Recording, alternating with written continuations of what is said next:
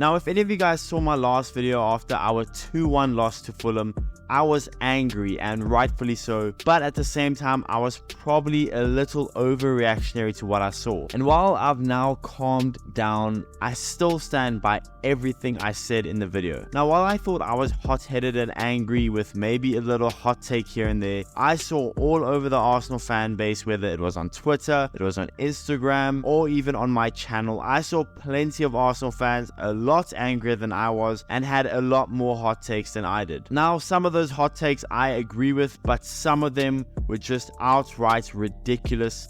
So I thought in today's video we can discuss if Arsenal has been as bad as we have made them out to be, or if we are simply overreacting to a poor stretch of games. So what's going on, everyone? You're listening to Gunner Central here. I hope you're all doing well. Please be sure to like the video, subscribe if you haven't already, and let's get into it. Now, let me start off with saying I am fuming still from that defeat to Fulham. Just a piss poor effort that showed so much flaws in our game. But with that being said, some of these hot takes that I have been seeing are just outright ridiculous, and this horrible run of games is skewing our view badly. I mean, I've seen some people saying that Arteta should be sacked, Declan Rice is an average player, Martinelli is useless. Like, it's ridiculous. So although I know we need change, we need to go back to what we did so well last season, we need some new signings in. I'm not going to be calling for Arteta's head or just saying our players are useless now, because that is extreme recency bias and just a complete overreaction. But are we overreacting? In the extreme sense,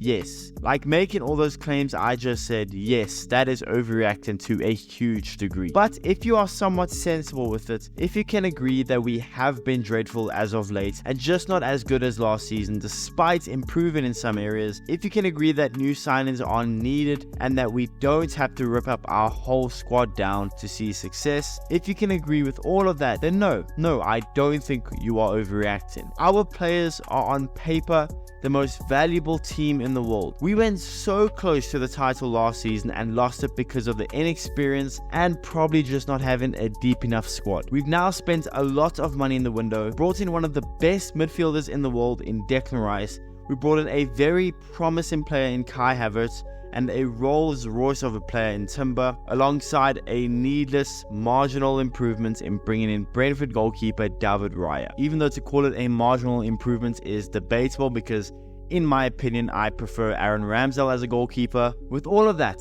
the expectation has risen, and honestly, anything less than a title or a deep Champions League run, I'm sure we can all agree would feel like a failure of a season. And yes, I know we have been hit with a wrecking ball of injuries, from Timber being out on the first day to Partey out for most of the season, Fabio Vieira, Smith Rowe, Tomiyasu, the list goes on. But regardless, this team is still more than strong enough and capable enough to do a lot better than sit 4th in the table right now. Now, yes, we only sit 5 points behind leaders of Liverpool for it, but still, I think it's been clear this whole season that we need a world-class striker. Through the good times and through the bad, it's been very evident that we need a striker that gets goals. And as good as Gabby Jesus is, he never seems to be fit. And when he is, while I can see him playing a role for us, maybe even in the 8th position, I don't think he's an out-and-out striker, and I don't think he's a striker that can carry us to a title. And as for Eddie Nketiah, he has proven to be an elite goal scorer in stretches, but he is not consistent and clinical enough either. We also desperately need reinforcements in our back line with all these injuries, and another midfielder wouldn't hurt. Now, what's also different to last season is the system that we play this season. I'm not going to go into depth with tactics because that's not what I like talking about. It's also not really my level of expertise. Not to say that I'm clueless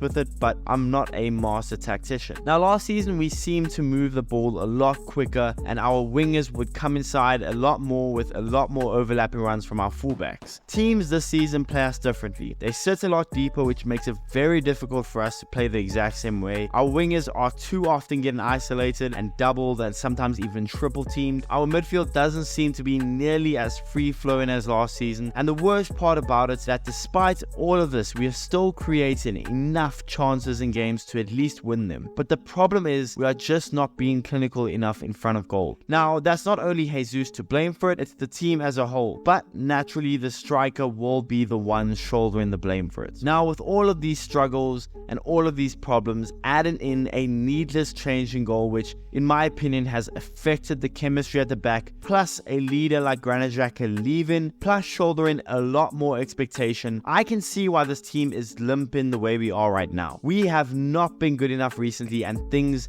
need to change. We desperately need January recruits. We need a top level striker in January and our backline needs to be strengthened. I said already, I like a guy called Jarell Hato from Ajax, really good solid player, can play left back, can play centre back. I think he'd be a great addition to the team. Obviously, I'm not the scouting department and I'm not the board, so I don't know what the finances are looking like and I don't know who they are actually looking at, but we need reinforcements. And as for Arteta, I do think he needs to cook up a new system or just fix the one we are currently playing, because right now when we go play teams that have a low block, we struggle. And even with us struggling, we create enough chances. But now onto the players, they are not being clinical in front of goal. So we need to be clinical in front of goal and we need to be playing a lot better than we have over the past couple weeks. Now, as negative as this video may seem overall, I'm still somewhat positive. I think we will do all we can in the window to strengthen, even though FFP is breathing down our necks. And despite being so bad in December, we won our Champions League group and we are only 5 points off the top of the table. So in short, no, I don't think our fan base is overreacting to what we've been seeing from the team, and we have a right to worry about it. But as long as we keep some perspective about the situation and we don't start making some wild claims, then I don't think we are overreacting. As for those guys that say our season is over, that's an overreaction. But for the rest of us, I think we aren't overreacting. We deserve to be angry at what we've been seeing. But yeah, I'm not panicking just yet. If we keep limping like this until the end of January, then I think I'm going to be panicking quite badly. Or if we don't do anything in January in terms of the window, I will be panicking. And just to close it off, no, Arteta should absolutely not be sacked. That is a ridiculous claim. But yeah guys, that's the video. Let me know in the comments below. Are you worried about Arsenal's state, or do you still have some optimism? Let me know in the comments below. How do we fix it? Be sure to smash the like button, subscribe if you haven't already, and I'll see you guys in the next one.